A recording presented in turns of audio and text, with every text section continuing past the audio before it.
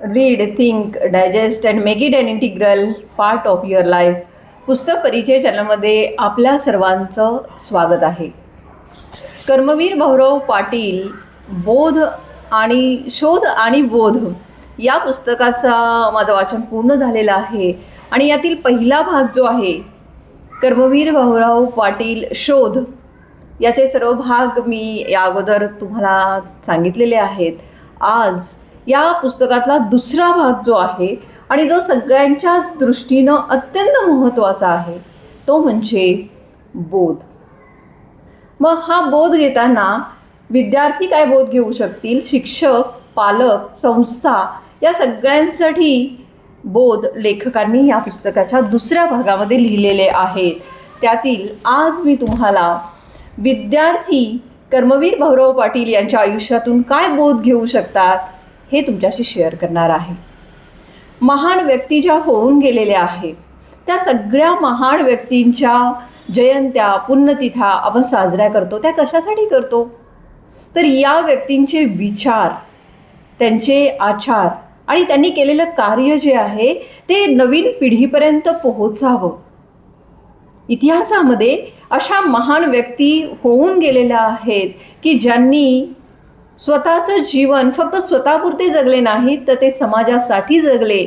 अशा व्यक्तींचा परिचय नवीन पिढ्यांना व्हावा यासाठी आपण जयंती, पुण्यतिथी साजरी करतो. आणि ज्यावेळी शाळांमध्ये असे कार्यक्रम असतात त्यावेळी विद्यार्थी भाषणं करतात आणि बहुतांशी विद्यार्थी भाषणाची सुरुवात थोर महात्मे होऊन गेले, चरित्र त्यांचे पहा जरा, आपण त्यांच्या समान व्हावे, हाच तयाचा बोध खरा, असं म्हणून भाषणाची सुरुवात करतात.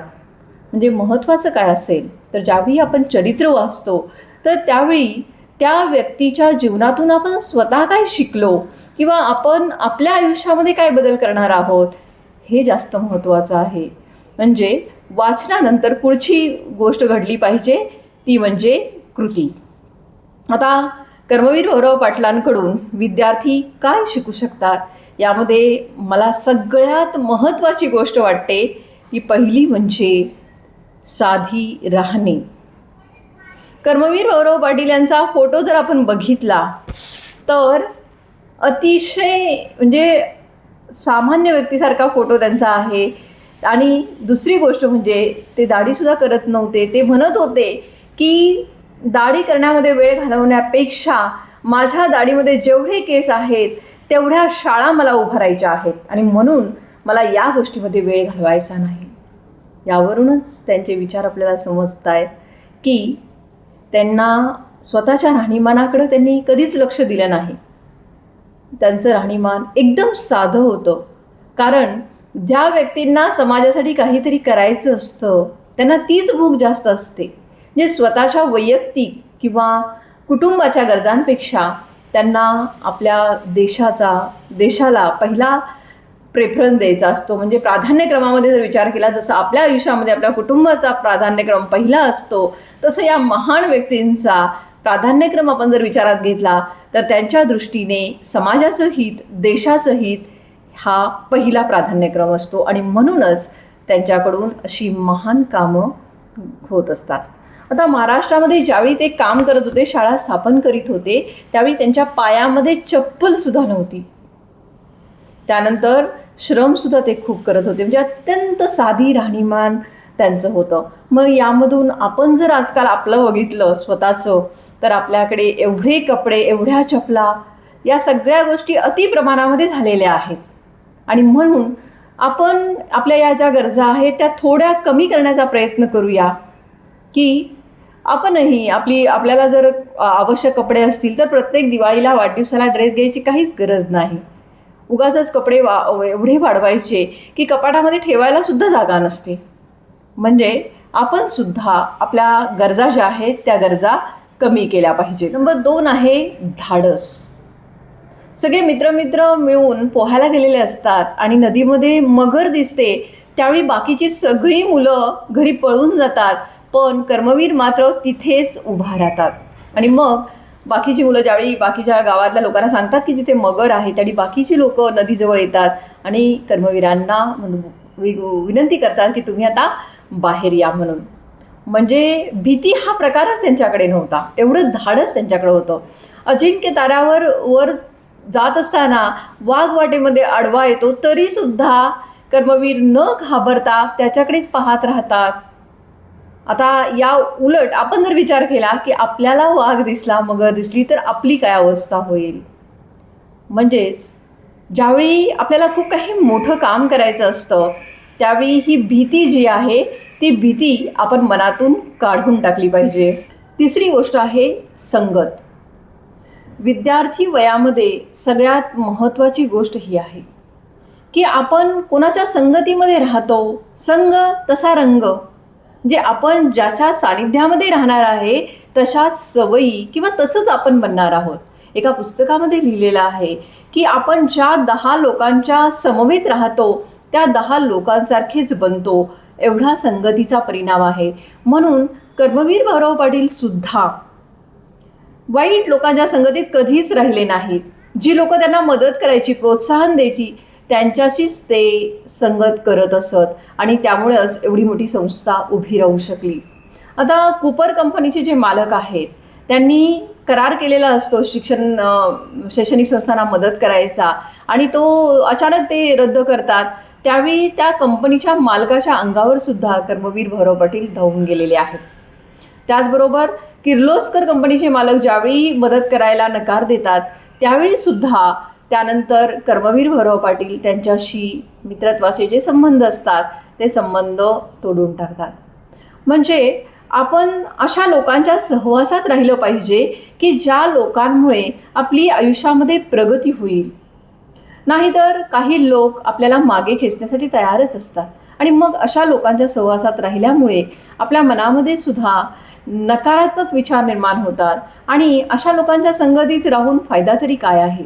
म्हणून ज्यांच्याशी आपले विचार जुळत नाहीत त्यांच्यापासून आपण लांब राहायचं आणि ज्यांच्यामुळे आपल्याला काहीतरी शिकायला मिळेल त्या व्यक्तींच्या सानिध्यामध्ये राहण्याचा आपण प्रयत्न करायचा. नंबर 4, बहुजनांची कणव. कर्मवीर भाऊराव पाटील यांचा जन्म स्वतःचा जैन कुटुंबामध्ये झालेला होता, तरीसुद्धा त्या काळामध्ये हा जो जातीभेद होता तो त्यांना म्हणजे मनाला बेचैन करत होता आणि म्हणून त्यांनी समानतेसाठी काम केलं.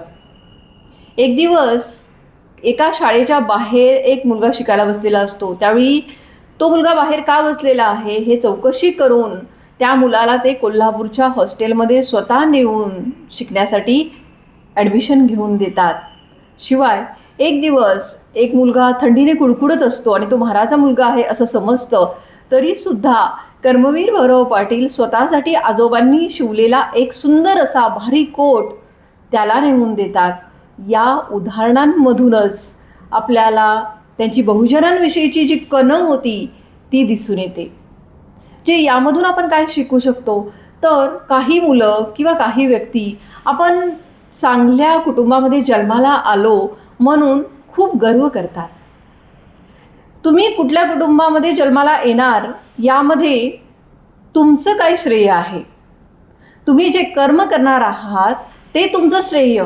कोणत्या कुटुंबामध्ये जन्माला आला यामध्ये तुमचं कर्तृत्व दिसून येत नाही, तर तुम्ही कर्म कसं करता यावर तुमचं व्यक्तिमत्व जे आहे ते अवलंबून असतं. आणि म्हणून विद्यार्थ्यांनी समानता या तत्वाला महत्त्व दिलं पाहिजे. कोणीही कमी जास्त असं काहीच नाही, भेदच नाही. मानवता हा एकच धर्म आहे हे विद्यार्थी वयांमध्येच विद्यार्थ्यांच्या मनामध्ये रुजवलं गेलं पाहिजे. त्याचा नक्कीच विद्यार्थ्यांना भविष्यकाळामध्ये फायदा होईल. नंबर 5 आहे विद्यार्थी कसा असावा. कर्मवीर भाऊराव पाटलांनी शिक्षणाची चतुसूत्री दिलेली आहे. स्वावलंबन, स्वाध्याय, स्वाभिमान आणि स्वातंत्र्य. स्वावलंबन हा दारिद्र्यावरचा उपाय आहे आणि म्हणून कर्मवीर भाऊराव पाटील यांनी श्रमाला खूप महत्त्व दिलं आणि स्वावलंबी शिक्षण हेच आमचे ब्रीद हे संस्थेचं ध्येयवाक्य ठरवलं की विद्यार्थी फक्त पुस्तकी शिक्षण घेणार नाहीत, तर पुस्तकी शिक्षणाबरोबरच श्रम खूप महत्त्वाचे आहेत आणि ते श्रम विद्यार्थी करतील आणि श्रमाचं शिक्षण, श्रमाला प्राधान्य कर्मवीर भाऊराव पाटील यांनी आपल्या प्रत्येक शाळेमध्ये, वसतिगृहामध्ये दिलेलं आहे.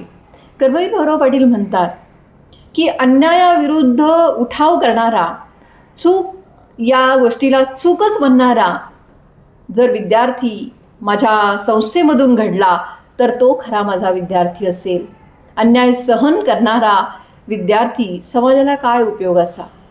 म्हणजे कर्मवीर भाऊराव पाटलांची अपेक्षा होती की शिक्षण घेऊन मुलं अन्यायाविरुद्ध उठाव करणारी निर्माण व्हायला पाहिजेत. म्हणजे अन्यायाविरुद्ध उठाव करण्याची जिद्द जी आहे ती शिक्षणामुळे विद्यार्थ्यांमध्ये निर्माण झाली पाहिजे.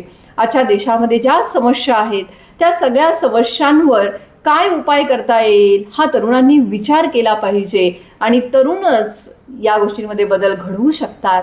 म्हणून शिक्षणातून ही चतुसूत्री जी त्यांनी सांगितलेली आहे, स्वाभिमान निर्माण झाला पाहिजे, स्वावलंबीपणा जो आहे तो विद्यार्थ्यांमध्ये बाणवला गेला पाहिजे. या सगळ्या गोष्टी जर विद्यार्थ्यामध्ये उतरल्या तर एक आदर्श विद्यार्थी नक्कीच घडू शकेल.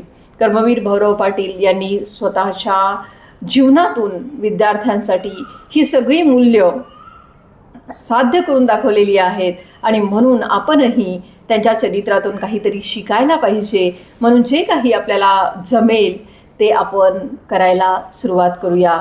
धन्यवाद.